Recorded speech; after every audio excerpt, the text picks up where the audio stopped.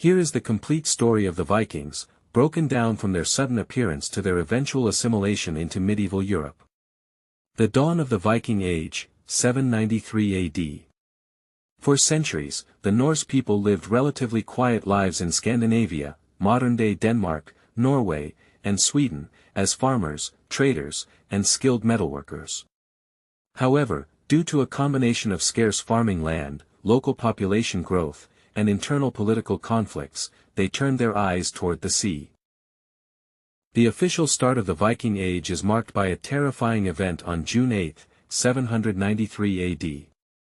Viking longships arrived unexpectedly at the holy island of Lindisfarne off the northeast coast of England.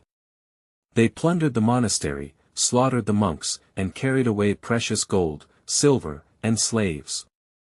This brutal raid shocked Christian Europe, which had never experienced such swift, unpredictable sea attacks.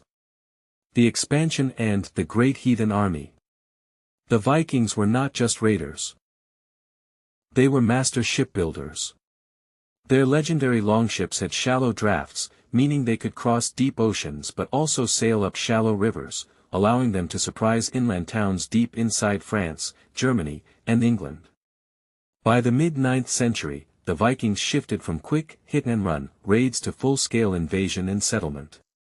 In England, in 865 AD, a massive coalition of Norse warriors known as the Great Heathen Army, led by the sons of the legendary Ragnar Lodbrok, landed in England. They conquered 3 of the 4 major English kingdoms. Only Wessex, ruled by Alfred the Great, managed to survive.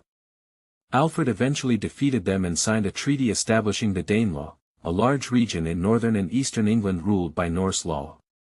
In France, Vikings repeatedly laid siege to Paris.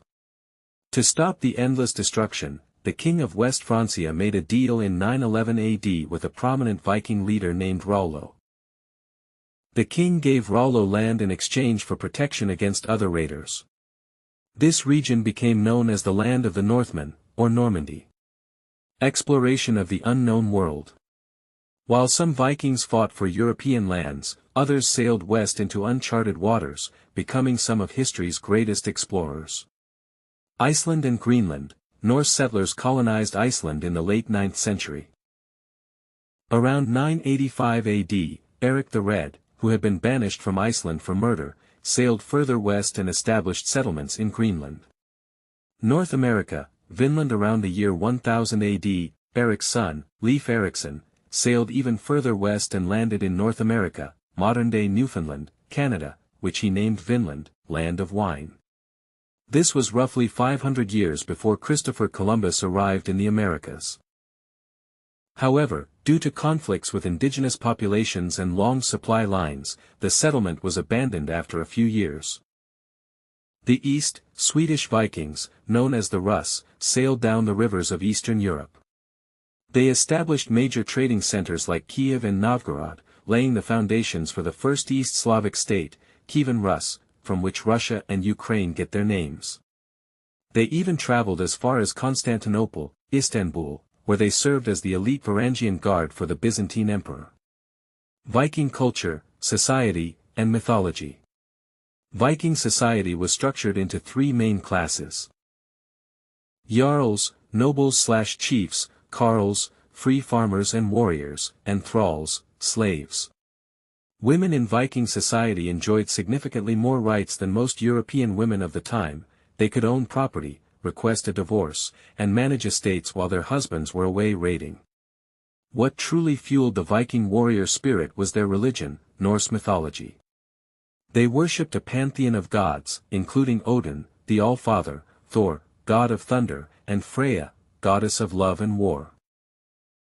They believed that warriors who died bravely in battle would be taken by Valkyries to Valhalla, a grand hall in Asgard, where they would feast and fight until Ragnarok, the end of the world.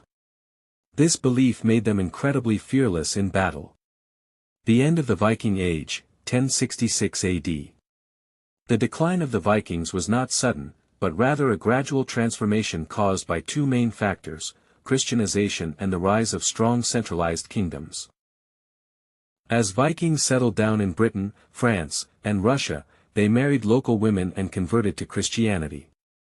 Back in Scandinavia, kings like Harald Bluetooth of Denmark adopted Christianity to unify their kingdoms and form alliances with European powers.